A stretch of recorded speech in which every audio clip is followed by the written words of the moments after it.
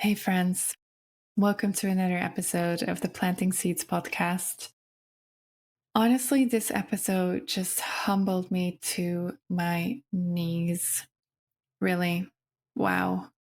I had the honor to sit down with Amy Ray, and Amy is a queer, non-binary, polyamorous, multiply disabled parent and chronically ill birth worker. They live in a small town within Ontario in Canada, and they have a former background in child and youth work and early childhood education. And currently, they work independently in education within the realm of sexual health and disability education, and often within spaces where the intersection of birth work and those spaces coexist. In their spare time, Amy is writing a poetry book called Rolling Through It, poems about laying in hospital beds, falling in love, and doing both simultaneously. I honestly can't wait to read that book. I'm so curious. And in this episode, we sat down and Amy so generously shared their life journey, really, about living with chronic illness and disability. And they shared about how they decided to become an educator. And to illustrate that, they really went quite deep to share some pivotal moments in their life with us. And I'm really grateful, that they brought that up.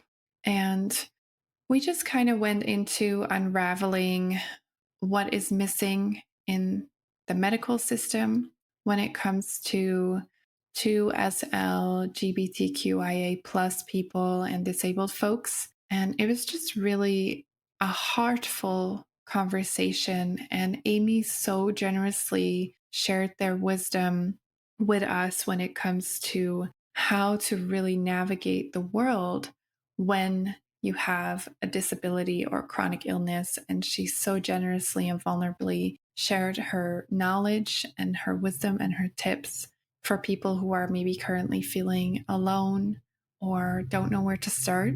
So, without further ado, please enjoy this episode and let us know if you have any questions. And please send it through to anybody you may know that this could be helpful to. Enjoy listening. You're listening to the podcast of Iris Josephina. If you're passionate about exploring the menstrual cycle, cyclical living, body wisdom, personal growth, spirituality, and running a business in alignment with your natural cycles, you're in the right place. I'm Iris. I'm an entrepreneur, functional hormone specialist, trainer, and coach, and I'm on a mission to share insights, fun facts, and inspiration I discover along the way as I run my business and walk my own path on Earth. Here, you'll hear my personal stories, guest interviews, and vulnerable shares from clients and students. Most people know me from Instagram, where you can find me under @CycleSeeds, or they have been a coaching client or student in one of my courses. I'm so grateful you're here.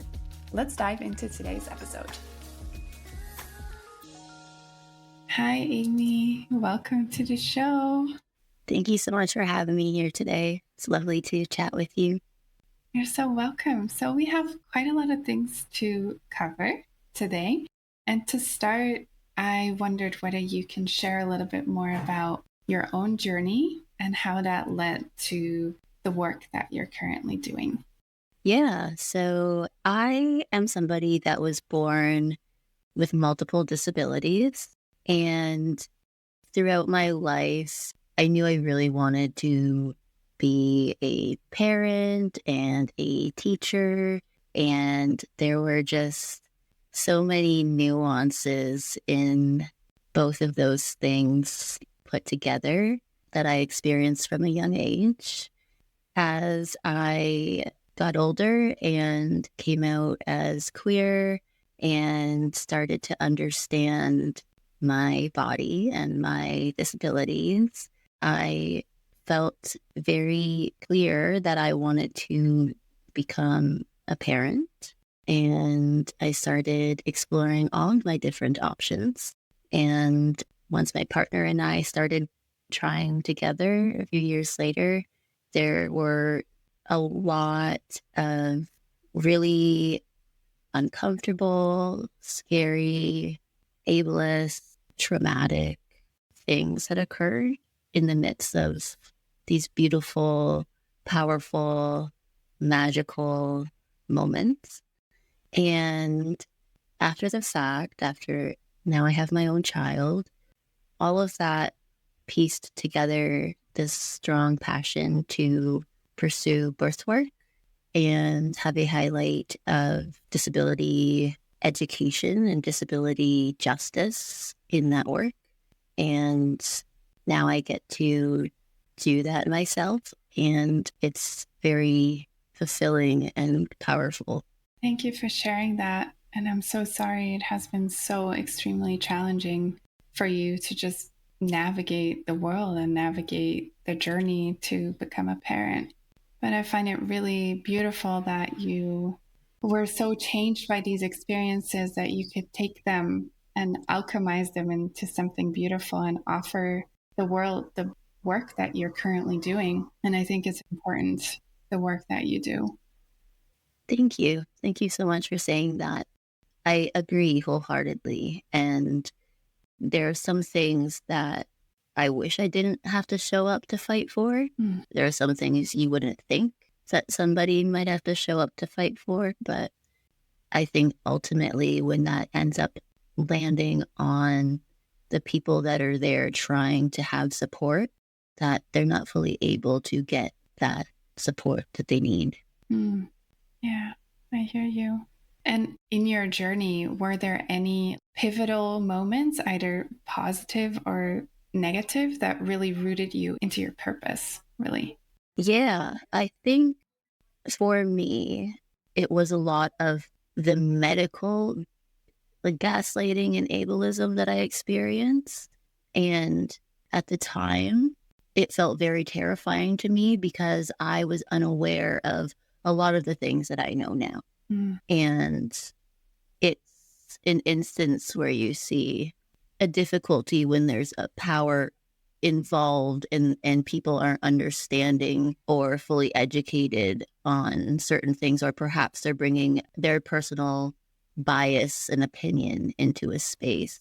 And that is then projecting real medical harm and trauma onto people and onto me in my experience. And the thing that sticks out the most, I would say, was I went in for a medical procedure where I had to be put to sleep. But it was a very standard procedure that people who do not have a list of multiple disabilities go through as well. It's just a routine kind of scope type thing. But I was being put to sleep, and the anesthesiologist came in and looked at my hands, which are noticeably long and thin because I have Marfan syndrome. And she had read my chart. So she just walked in, picked up my hands. I'm thinking maybe she's looking for veins or something. And she says, "You have Marfan syndrome." Well, it's my professional opinion that everybody with Marfan syndrome should be sterilized. Excuse me? Yeah. And I was 18. Wow. And then they put me to sleep. And the thing that they don't know is that when I was 17, I was put through a unjust medical termination, a forced medical termination of pregnancy, because I was convinced by my doctor that because I had Marfan syndrome and I was pregnant, that I would die and my baby would die. And after that, I tried to end my life. And with that came another host of medical things that I was navigating, which then led me into that room where I was being put to sleep for this procedure. And the last procedure that I was put to sleep for was my medical termination. Wow. That must have been so scary for you. It was terrible, terrible, Yeah. terrible. And that's a very, very prime example of when somebody's bringing a personal opinion about something into a situation that they don't know everything about. And that's not to say that I am a doctor and I can teach these doctors how to do these things necessarily. But if they have somebody that's coming in and has prepared like information and is willing to give a presentation and teach about different aspects, perhaps how we can personalize Mm. medical care when it's a highly medicalized situation for disabled people. And like nobody's having those conversations, I don't feel like. And if they are not coming from disabled people. And that I think is kind of what pushed me toward wanting to do that teaching as my job. Yeah. Wow. So very needed. And, when I hear your story, it's just like my eyes are just rolling to the back of my mind. And I feel like sick to my stomach that this is something that people just go through. And just today, I had a conversation with someone like, what actually happens in the medical system? They get paid to help us. Like, they literally get paid to serve you. They should be like on their knees serving you.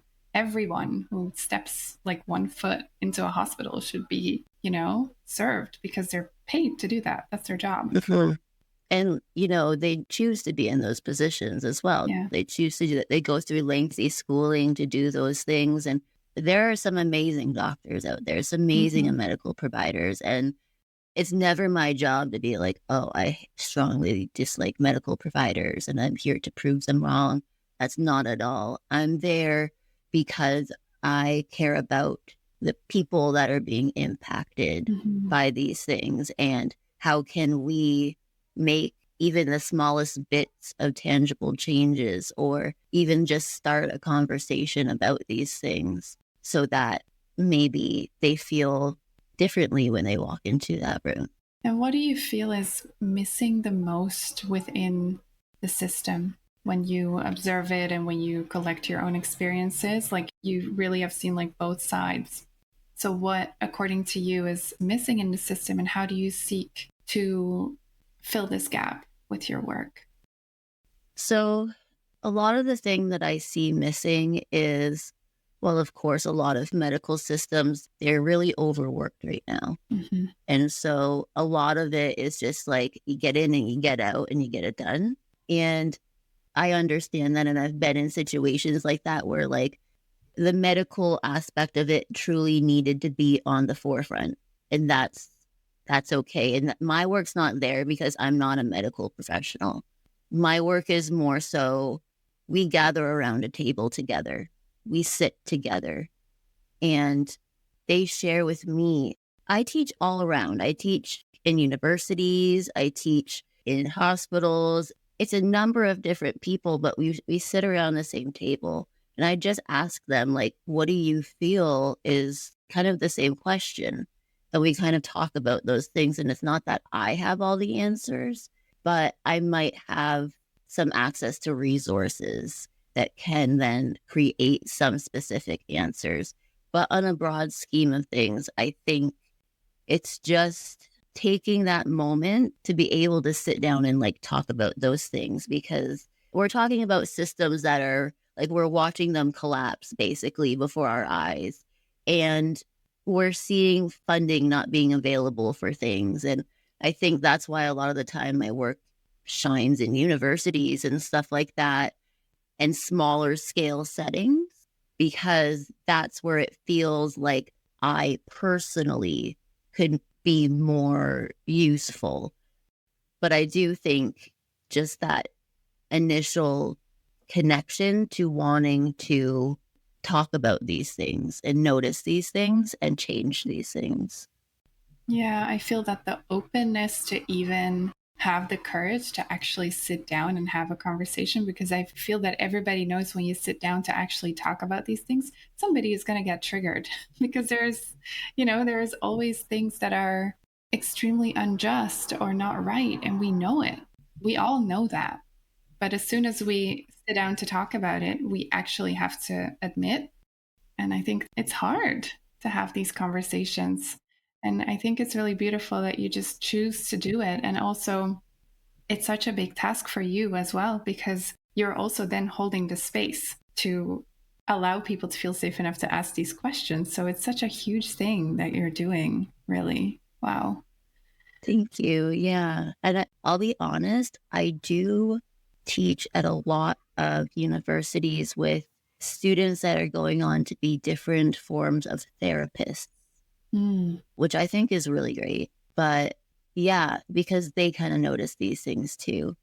And for me, I think that it was more difficult when I was more so supporting clients in person. Mm. And it was either that one, I couldn't access the spaces because like they weren't accessible to me, but two, that it was very difficult to be witnessing those things on like the regular because this ended up being the primary group of clients that I was supporting. Like when they heard about the work I was doing or through the grapevine, we ended up being connected and through various of ways. And that I think was more difficult for me than saying, I am going to kind of go on the ground and start from the bottom a little bit. Mm. And because it's just hard when you don't, like, you're not capable of change necessarily within those spaces that you're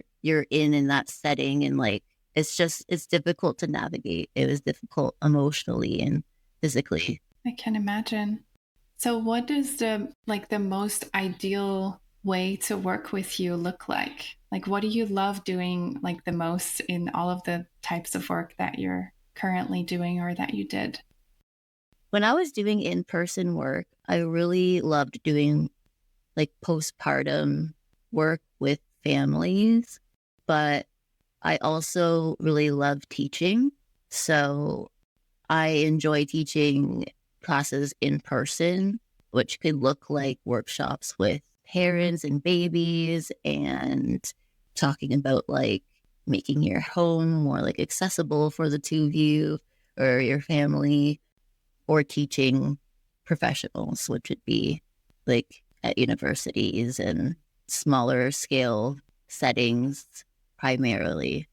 Would you like to go a little bit more into like the birth work part Yeah. that you did?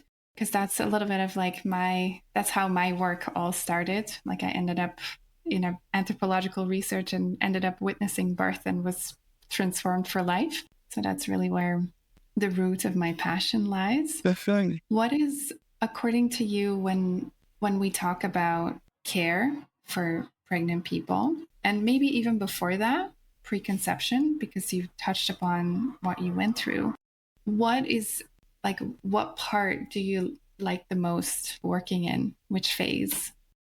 Oh, that's so hard. All of them. Yeah, I love all of them, honestly. I would say maybe preconception and postpartum. I love preconception too. Yeah. Have you supported other people who maybe went through something similar as you went through? Like, do you teach about that as well?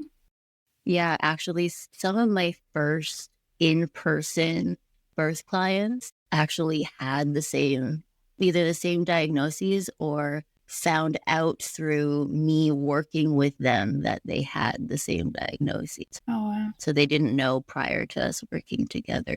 But I do work with actually a significant amount of people that have a shared diagnosis to me.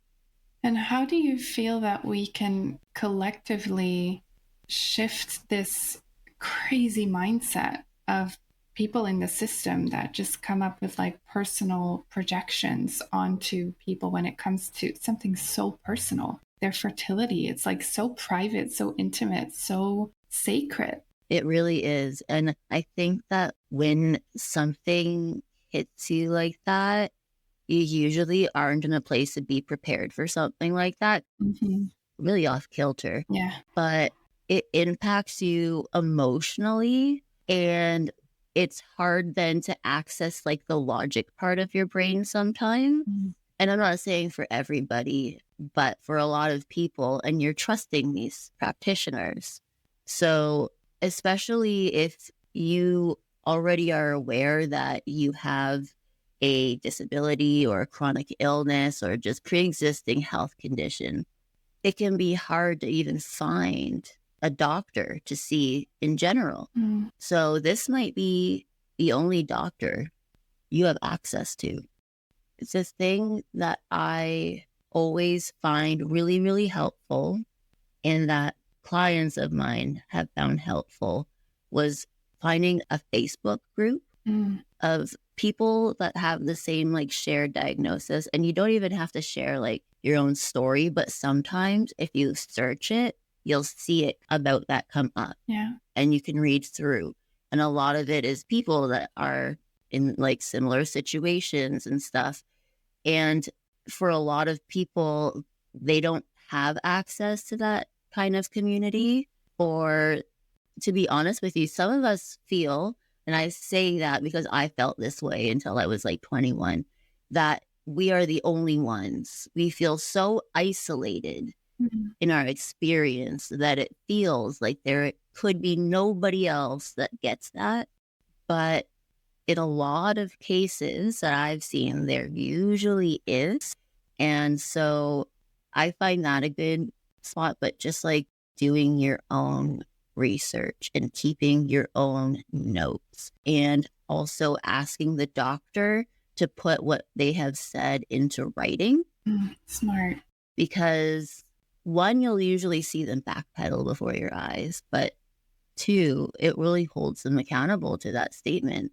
And there are cases where something like that might be an appropriate conversation to have with somebody Hmm. so that that individual can make an informed choice about things. But that's different, you know? Yeah. So as much as it could be hard to think about having to do all of that, and that's why I said the part in the beginning, the emotional is it's hard sometimes.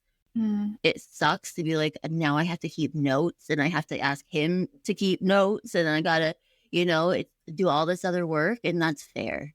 You know, a lot of the time I would support people through situations like that.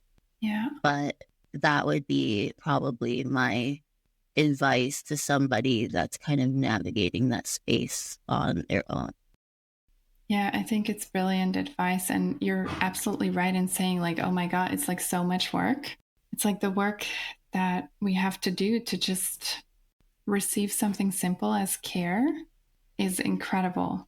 And in your situation, there is like 100 more layers to it that you have to pay attention to. You have to like use your emotional abilities and do emotional labor to just simply get what you need. Yeah. Really, it shouldn't be like that. It's so heartbreaking, but then it's also empowering to see that you're like, okay, these are the things that we can do to just navigate, because we can't change the system like from one day to another, like we all know that. So we have to find our ways and support each other to navigate it. Yeah, absolutely. And like I still do offer like birth work support. I just do so in a virtual capacity now Mm-hmm. because I feel like I can show up better for people that way and just navigating in accessible spaces and such.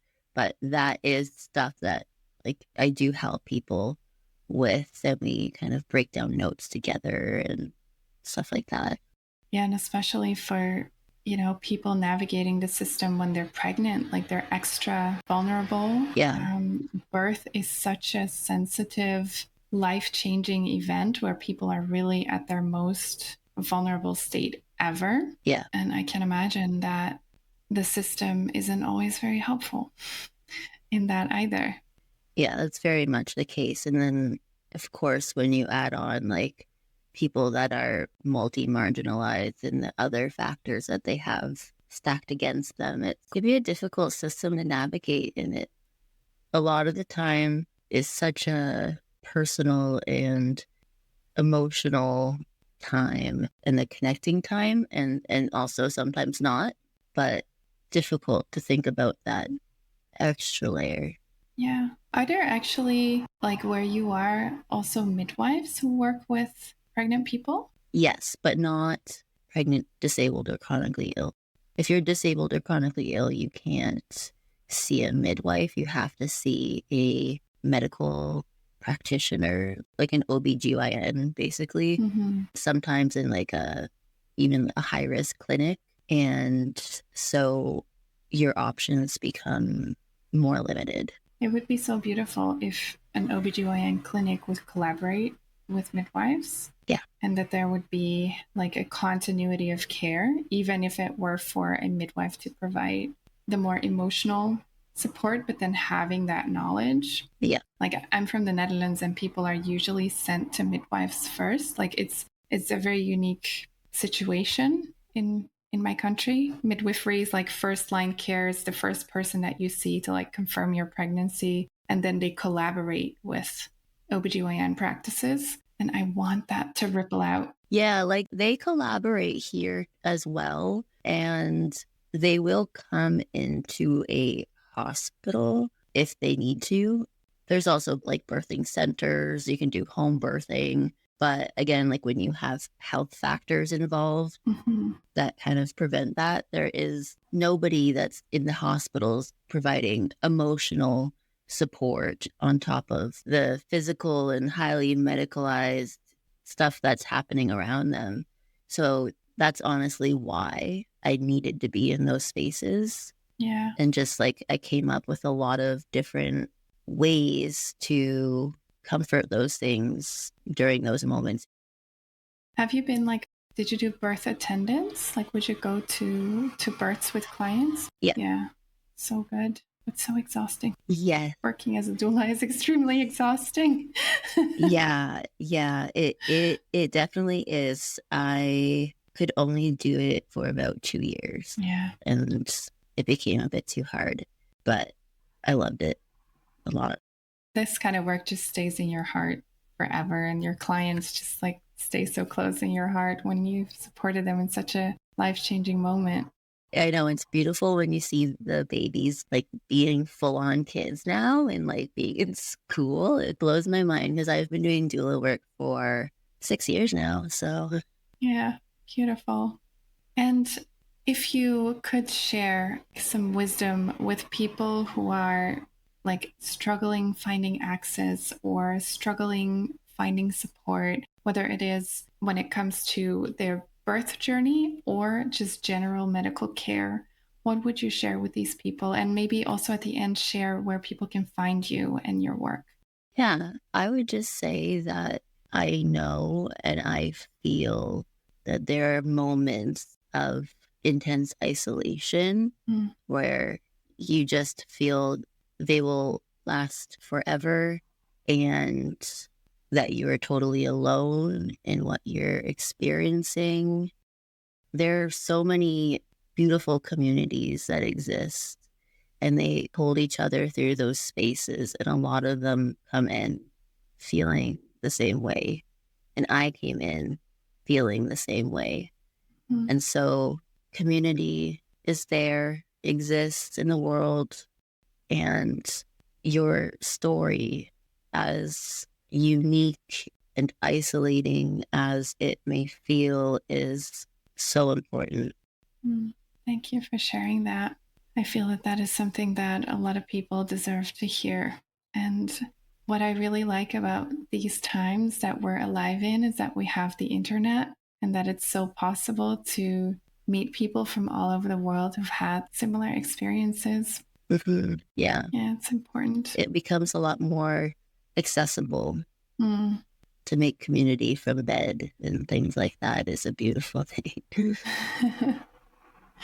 And where do you hang out online? Where can people find you?